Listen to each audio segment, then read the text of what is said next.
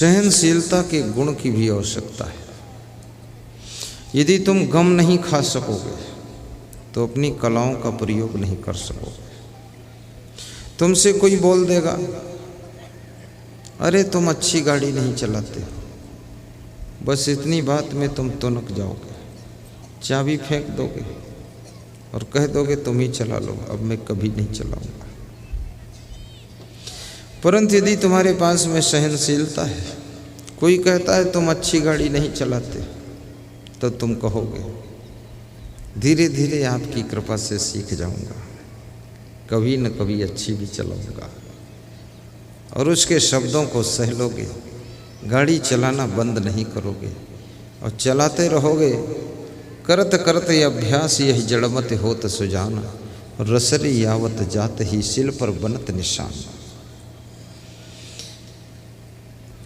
प्राचीन काल में जो कुआं होते थे, कुएं के चारों तरफ सीमेंट मोरंग पत्थर की जगत बनाई जाती थी, दीवार। उस दीवार से जब पानी भरते थे तो रस्सी सट करके कुएं में जाती थी और रस्सी उस पत्थर पर रगड़ते रगड़ते पत्थर में भी निशान बन जाता था, गड्ढा बन जाता था। इतनी कोमल रस्सी, इतना कठोर पत्थर, पर पत्थर में गड्ढा बन गया। लेकिन उस गड्ढा को बनाने में कम से कम सैकड़ों रस्सियां समाप्त हो चुकी। ये भी याद रखना, जो आता है बाल्टी लेकर रस्सी बांधकर उस पर पानी भरता है और रगड़ता है, ऐसी ऐसी कितनी रस्सियों का अंत हुआ, तब जाकर पत्थर में गड्ढा होगा। ऐसे अतिशय रगड़ करे जो कोई अनल प्रकट चंदन से हुई। चंदन को भी खूब रगड़ोगे तो उसमें से आग पैदा हो जाएगी। ऐसे हालांकि चंदन शीतल होता है। जड़मत होत सुजान, रसरी यावत जाते ही सिल पर बनत निशान। इसको कहते हैं अभ्यास। और अभ्यास बहुत बड़ी चीज है। तुमको गाना नहीं आता है,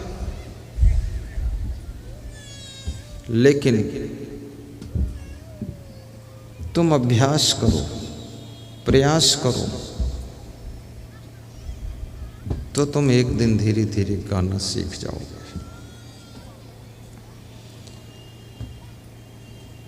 अभ्यास के बिना कुछ भी नहीं आ सकता है।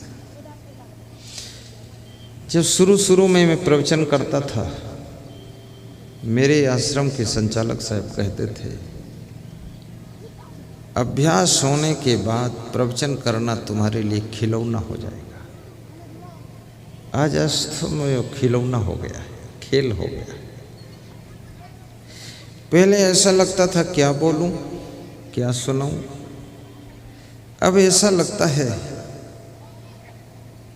कहीं से सब प्रारंभ करूं, मैटर की कमी नहीं है।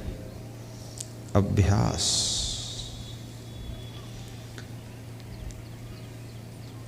ये माताएं बहनें छोटे से चूल्हे में भी, छोटी सी रसोई में सूखी गीली लकड़ी मिक्स करके भी भोजन फटाफट बना देती, क्योंकि इनका अभ्यास हो गया है। जिस चीज का तुम अभ्यास करते हो वो चीज सरल हो जाती है। जड़मत होत सुजान, रसरी यावत जात ही सिल